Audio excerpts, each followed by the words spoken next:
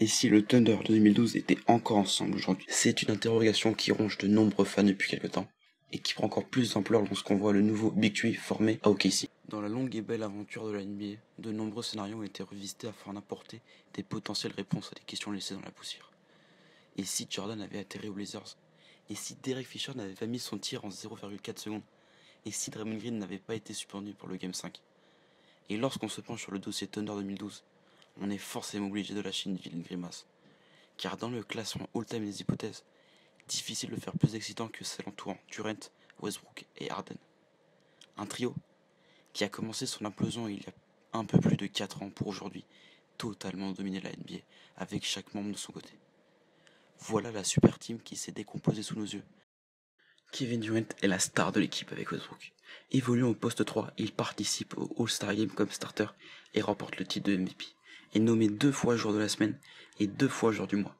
Il finit meilleur marqueur de l'année en compilant 28 points de moyenne avec une pointe à plus de 50 points et est retenu dans la All-NBA First Team pour la 3e fois de sa carrière. Westbrook, quant à lui, est l'âme vivante de cette équipe. Il est celui qui gueule sur le terrain. C'est lui le leader de vestiaire. Il est remplaçant au match des étoiles. Il finit dans la All-NBA Second Team. L'âme défensive, j'ai nommé Serge Ibaka.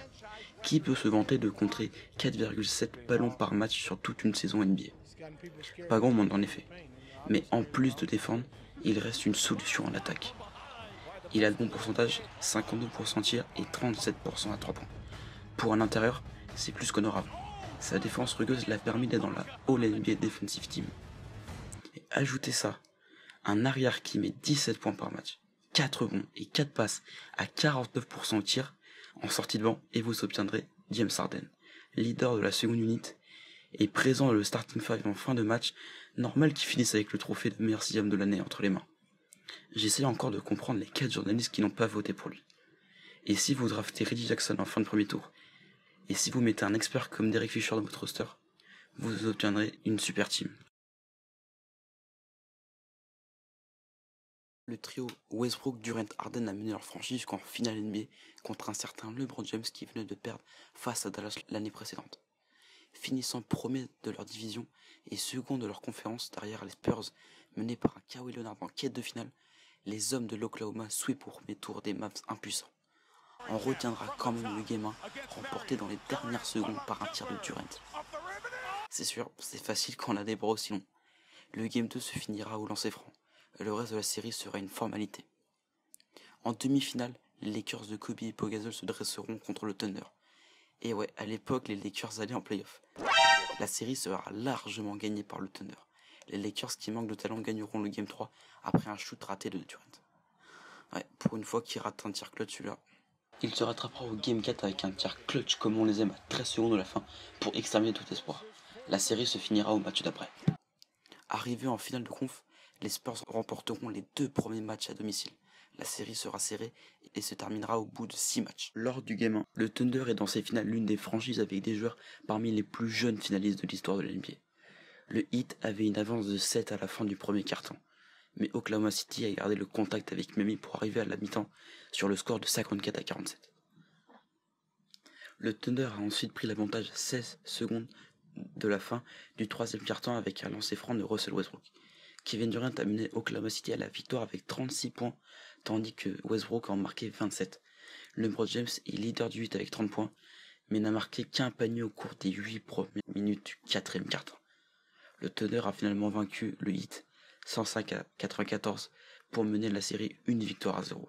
Le Heat gagne le second match 100 à 96, égalisant à une victoire partout dans la série et infligeant au Thunder leur première défaite à domicile en série éliminatoire cette saison.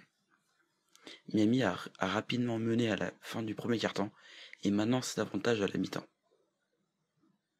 Le Thunder a tenté un retour au quatrième quart-temps et à 37 secondes de la fin du match, Oklahoma City, grâce à Kevin Durant qui réussit un panier à 3 points, revient à 96-98. Et après que le Heat n'ait pas marqué sur leur possession suivante, Durant a raté un tir près de la ligne de base, qui aurait égalé la marque. LeBron James prend un rebond et obtient 2 lancers francs qui marquent, permettant au Thunder de l'emporter de 4 points.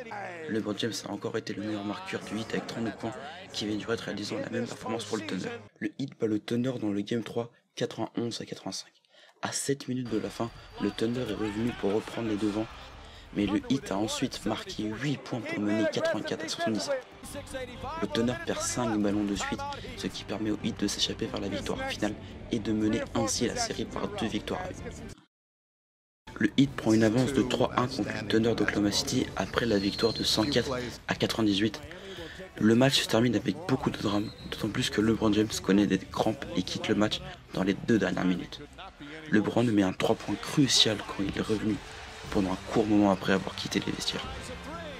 Le tir a brisé une égalité 94-94. LeBron ratera le triple-double d'un rebond, marquant 26 points, faisant 12 passes et s'emparant de 9 rebonds.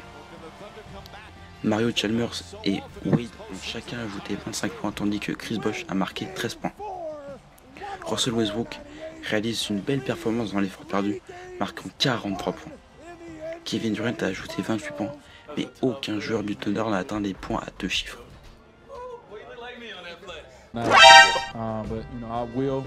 La suite, on la connaît tous. Le Heat gagne le Game 5 et est couronné à domicile. LeBron est juste monstrueux et nous prépare à des statistiques qu'il fera chaque année, finale après finale. Sur les finales, LeBron sera en double-double de moyenne en menant avec lui le titre de MVP des finales.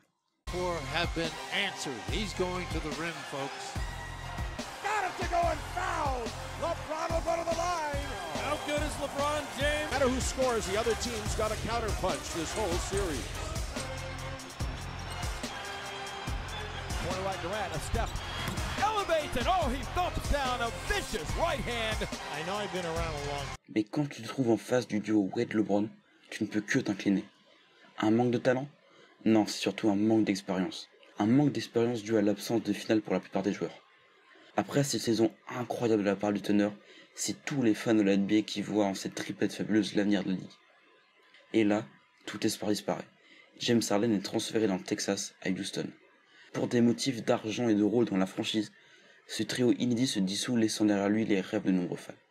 Personne n'aurait cru que cette défaite en finale serait la dernière fois qu'Harden porte le maillot d'Oklahoma.